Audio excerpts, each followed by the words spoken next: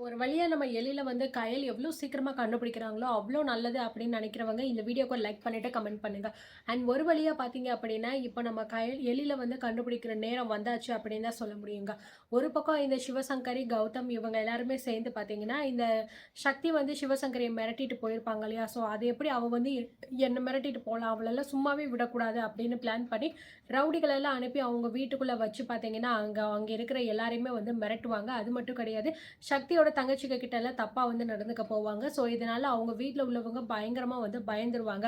அது மட்டும் கிடையாது. அதுக்கப்புறம் அவங்க எல்லாருமே போனதுக்கப்புறம் வார்ன் பண்ணிட்டு தான் போவாங்க. இதுக்கப்புறமும் உன் பொண்ணு இந்த மாரி பெரிய இடத்துலலாம் மோதுனா அப்படின்னா, அதுக்கப்புறம் உங்க வீட்ல இருக்கிற யாருமே உயிரோடயே இருக்க மாட்டீங்க. நாங்க என்ன பண்ணுவோன்னே தெரியாது. அவ்ளோ பேர் மோசமானவங்க அப்படிங்கிற மாரி சொல்லிட்டு வார்ன் பண்ணிட்டு போயிடுறாங்க. இதனால வீட்ல உள்ளவங்க ரொம்பவே பயந்து போயிடுறாங்க. ஸோ, அதுக்கப்புறம் நம்ம சக்தி வீட்டுக்கு வரும்போது எல்லாருமே ஒவ்வொரு பக்கமா பார்த்தீங்கன்னா, தலையில கை வச்சு உட்காந்துருக்கும்போது அம்மா என்னம்மா ஆச்சு? எதுக்காக எல்லாரும் இப்படி உட்காந்துக்கிட்டு இருக்கீங்க? என்ன நடந்துச்சு? அப்படின்னு சொல்லிட்டு நம்ம சக்தி கேட்குறாங்க. ஸோ இத கேட்டுட்டா சக்தியோட அம்மா போதும். இதுக்கப்புறமும் நீ பார்த்தீங்கன்னா, எந்த விதமான நல்லதும் யாருக்குமே பண்ணணும் அப்படிங்கிற அவசியம் கிடையாது. அது மட்டும் இல்ல, நீ அந்த கயல் கூட இதுக்கப்புறமும் சேர்ந்து இருக்கக்கூடாது அப்படிங்கிற மாரி சொல்றாங்க. இத கேட்டு நம்ம சக்தி அம்மா என்ன பேசிக்கிட்டு இருக்க? எதுக்காக இப்போ இப்படிலாம் நீங்க சொல்றீங்க? என்ன ஆச்சு? அப்படிங்கிற மாரி கேட்கும்போது, ஸோ நடந்த விஷயங்கள பார்த்தீங்க அப்படின்னா, அங்க சக்தியோட தங்கச்சி சொல்றாங்க, இந்த மாதிரி ரவுடி பசங்கள்லாம் வந்தாங்கக்கா. வீட்ல இருக்கிறவங்களெல்லாம் மிரட்டிட்டு போனாங்க. அது மட்டும் இல்ல, இதுக்கப்புறமும் இந்த மாரி நீங்க ஏதாவது விஷயத்த பண்ணீங்க, இல்ல பெரிய இடத்துல மோதுனீங்க அப்படின்னா, வீட்ல இருக்கிறவங்க யாருமே உயிரோட இருக்க மாட்டாங்க. அப்படிங்கிற மாரிலாம் சொல்லி மிரட்டிட்டு போயிட்டாங்கக்கா. அதனால தான் அம்மா ரொம்ப பயத்துல இருக்காங்க அப்படிங்கிற மாரி சொல்றாங்க. ஸோ இத கேட்டுட்டு சக்தி "இவ்ளோ தானாம்மா? இதுக்கு எதுக்கும்மா பயந்துகிட்டு இருக்க?" அப்படின்னு சொல்லும்போது, என்னடி இது? இதெல்லாம் உனக்கு ஒரு சாதாரண விஷயமா தோணிக்கிட்டு இருக்கா? ஸோ யார் குடும்பத்திலயும் இருக்கிற பிரச்சனைய நீ போய் சரி பண்றேன் அப்படின்னு சொல்லிட்டு, இன்னைக்கு உன் குடும்பத்துக்கு ஒரு பிரச்சனை வந்திருக்கு.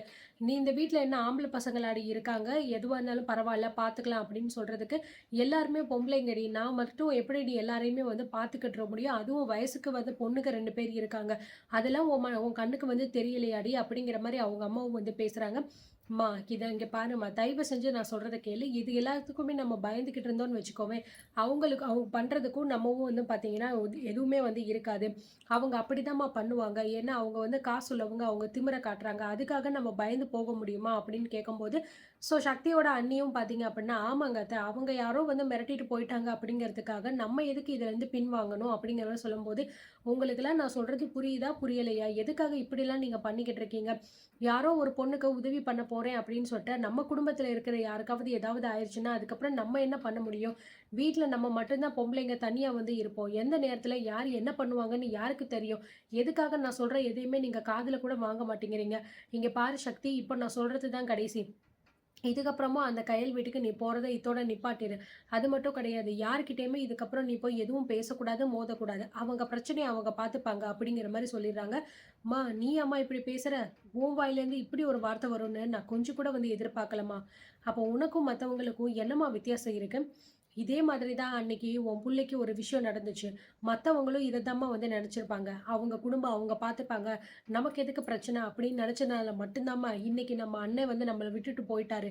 இப்ப அதே விஷயத்த தான் நீ என் ஃப்ரெண்டுக்கும் பண்ண சொல்லிக்கிட்டு இருக்கல்ல. அப்ப மத்தவங்களுக்கும் உனக்கும் எந்த விதமான சம்மந்தமுமே இல்லையேம்மா.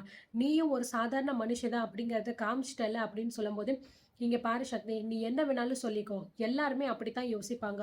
அவங்க குடும்பத்துக்கு ஒரு பிரச்சனை அப்படின்னு வரும்போது, யாரா இருந்தாலும் அவங்க குடும்பத்த பார்ப்பாங்களே தவிர, அடுத்தவங்களுக்கு நல்லது பண்ணணும் அப்படின்னு யாருமே யோசிக்க மாட்டாங்க. அதுவும் என்ன பொறுத்தவரைக்கும் அப்படி யோசிக்க முடியாது. அன்னைக்கு நான் உன்கிட்ட எதுக்காக அப்படி சொன்னேன்னா, அந்த ஹாஸ்பிட்டலுக்கு போயிருக்கும்போது, அந்த கௌதம் டாக்டர் பார்த்தீங்கன்னா, கயல பத்தி ரொம்பவே தப்பு தப்பான விஷயங்கள் சொன்னாரு. ஒரு வேள கயல் எந்த தப்பும் பண்ணல. இவங்க தான் எல்லாருமே சேர்ந்து சதி பண்றாங்களோ அப்படின்னு எனக்கு தோணுச்சு. அதுக்காக தான் நான் உன்கிட்ட இத நீங்க சும்மா விடக்கூடாது. எப்படியாவது கயல காப்பாத்தியே ஆகணும் அப்படின்னு சொல்லிட்டு சொன்னேன். ஆனா இப்போ சூழ்நிலை அந்த மாரி கிடையாது. நிச்சயமா சொல்றேன். இதுக்கப்புறமும் நம்ம குடும்பத்துக்கு ஏதாவது பிரச்சனை வந்தே தீரும். அது மட்டும் இல்ல, நீ போய் மிரட்டிட்டு வந்த இடம் அப்படி அப்படிங்கிற மாரி சொல்லும்போது, ஆமா எதுக்காக நீ போய் இதெல்லாம் பண்ணிக்கிட்டு இருக்க? அப்படிங்கிற மாரி சொல்றாங்க சக்தியோட அம்மா. அம்மா நான் சொல்றது உனக்கு இன்னும் புரியலன்னு நெனைக்கிறேன்ம்மா. ஒரு பொண்ணுக்கு இந்த அளவுக்கு ஒரு பிரச்சனை வந்திருக்கு. ஒரு பொண்ண போட்டு இந்த அளவுக்கு கேவலப்படுத்திக்கிட்டு இருக்காங்க அப்படின்னா, அது என்ன ஏது அப்படின்னு கூட நம்ம கேட்கக்கூடாதா? அப்படிங்கிற மாரி சொல்றாங்க. சக்தி நான் சொல்ல வேண்டியத உன்கிட்ட சொல்லிட்டேன். இதுக்கப்புறமும் நீ அந்த கயல் வீட்டுக்கு போக்கூடாது. அவகிட்ட நீ பழகக்கூடாது. இந்த பிரச்சனைய இத்தோட விட்டுரு. நீ நம்ம வீட்லயே இரு. அவங்க பிரச்சனைய அவங்க பார்த்துக்கட்டும். அதையும் மீறி போன அப்படின்னா, அது அவ்வளதான் அப்படிங்கிற மாரி பார்த்தீங்கன்னா சொல்றாங்க. முடியாதும்மா. நீங்க என்ன சொன்னாலும் சரி, என்ன பண்ணாலும் சரி, என்னால கயலுக்கு உதவி பண்ணாம இருக்க முடியாது. நான் கயல் வீட்டுக்கு போனதுக்கு அப்புறம் தான், அவங்க குடும்பத்தில இருக்கிறவங்களும் சரி, அவளுக்கும் சரி, ஒரு புதுசா ஒரு நம்பிக்கை வந்திருக்கு. அந்த நம்பிக்கைய குடுத்துட்டு, "இப்படி பாதியிலே வந்து விட்டுட்டு வா" அப்படின்னு சொன்னா, அது எப்படிம்மா சரியா இருக்கும்? நாளைக்கு எனக்கு ஒரு பிரச்சனை அப்படின்னா, அது அவளுக்கு தெரிஞ்சுச்சுன்னா, மொத ஆளா அவ தான் வந்து நிப்பா. வேற யாருமே வந்து நிக்க போறது கிடையாதும்மா. கயல் என் ஃப்ரெண்டும்மா. அவள நான் வந்து என் ஃப்ரெண்டா பார்க்குறது மட்டும் இல்லாம, அவ குடும்பத்தையும் என் குடும்பமா தான் நான் வந்து பார்த்துக்கிட்டு இருக்கேன். அப்படிப்பட்ட ஒரு ஃப்ரெண்டுக்கு நான் துரோகம் பண்ணணும் அப்படின்னு என்னைக்குமே நினைக்க மாட்டேன். அத நான் பண்ணவும் மாட்டேன்ம்மா. இந்த பிரச்சனை என்ன என்ன எப்போ எங்கே வரைக்கும் போகுது, எப்படி போகுது அப்படிங்கிறத நான் பார்த்துக்கிறேன். அது மட்டும் கிடையாது. இதுக்கப்புறமும் இந்த வீட்ல யாருமே அந்த மாரி வரமாட்டாங்க. அதுக்கு நான் உனக்கு வந்து கேரண்டி குடுக்குறேன். அப்படிங்கிற மாரி எவ்வளோ தான் சக்தி சொன்னாலும் அவங்க அம்மா புரிஞ்சுக்கவே மாட்டேங்கிறாங்க. ஸோ சக்தியோட தங்கச்சிக்கு கூட வந்து சொல்றாங்க, "அம்மா அக்கா தான் இவ்ளோ தூரம் சொல்றதேம்மா, நீ எதுக்கும்மா இவ்ளோ தூரம் வந்து இது பண்ணி கம்பல் பண்ணிக்கிட்டு இருக்க? அக்கா தான் அவங்களுக்கு உதவி பண்ணணும்னு நெனைக்கிறாங்கல்ல. நம்ம குடும்பத்தில அந்த மாரி ஒரு விஷயம் நடந்திருக்குமா? அன்னைக்கு இதே மாரி யாராவது ஒருத்தவங்க நம்ம கூட வந்து சப்போர்ட்டா நின்றுருந்தாங்க அப்படின்னா, கண்டிப்பா நம்ம அண்ணன் நம்மள விட்டு போயிருக்காதுல்லம்மா." அப்படிங்கிற மாரி சொல்றாங்க. நீங்க சொல்றது எல்லாமே வந்து ஓகே தான். நான் இல்லன்னு சொல்லல.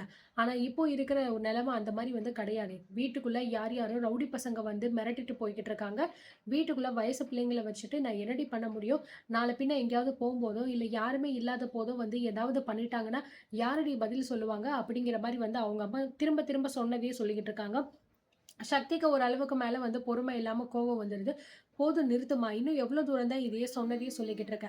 நான் தான் சொல்றேன்ல எதுவுமே ஆகாது" அப்படின்னு சொல்லிட்டு. மறுபடியும் மறுபடியும் இப்படி சொன்னதே நீ சொல்லிக்கிட்டு இருந்தா என்னம்மா அர்த்தம்?